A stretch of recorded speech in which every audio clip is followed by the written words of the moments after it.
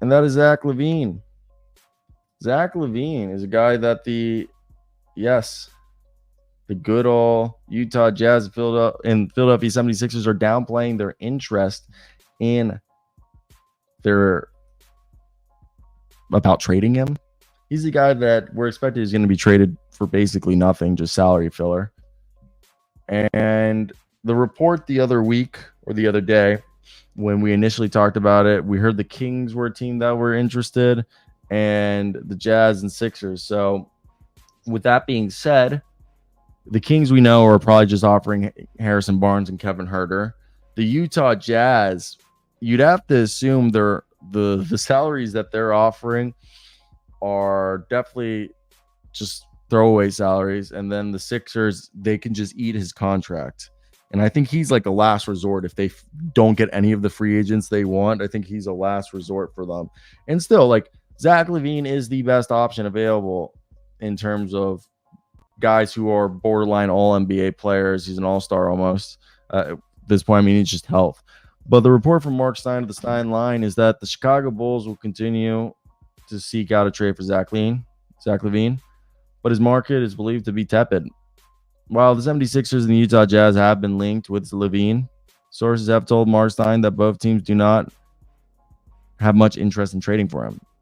LaVine's entering the third year of that 5-year deal, which is crazy that it's already 3 years into that deal, of a $215 million deal he signed in 2022. LaVine played only 25 games last year before undergoing season-ending foot surgery. Both the Bulls and Zach LaVine's camp are motivated to find a trade resolution. Chicago previously attempted to trade LaVine by attaching Alex Caruso to him. That trade scenario was taken off the board as Caruso was traded for a straight-up swap for Josh Giddey. Now, the Bulls are going to have to basically pay to move him, it seems like. At this point, unless the incoming deal is similarly bad, there are possibilities out there, but which one? Like LaVine for Ben Simmons? Chicago saves long-term money, and Brooklyn turns a dead roster spot into a maybe. And 2 contracts teams don't want are going to have to be involved. And like the one we just said in the Ben Simmons deal, I think it's bad for Brooklyn. 45, 49 million, 26, 27, they would be adding to their cap. If I were them, I'd rather just let Ben Simmons go after 2025. In 2025, Brooklyn could have a massive amount of cap space, and I'd rather have that than take on Zach LaVine's max money into his 30s. I don't think Zach LaVine changes much for the Nets, especially when Mikal Bridges and Cam Johnson both are players that are kind of playing the same position. And that's not working. I don't know. They already have money committed, and then we could send Cam to the bench or trade him. It's kind of fool's gold, but like it's still, I think it's hard. But let's go to the Fanspo trade machine and let's see what trades we could do for good old Zach LaVine. And to me, it's just how are we going to trade Zach LaVine if you're the Bulls? So Philadelphia, we already know they could just eat his contract, so we're not going to do a Philadelphia trade. But in the Kings, we already said it's Kevin Huerter and Harrison Barnes. That's the deal. So we're doing the Utah Jazz. What are the Utah Jazz going to give you? We know they want to trade John Collins. We do know that. And my thoughts is they give you probably Jordan Clarkson or Colin Sexton. That's basically the deal. And I think Sexton, it's too close to Kobe White, so you can't trade for him, in my opinion, at that point.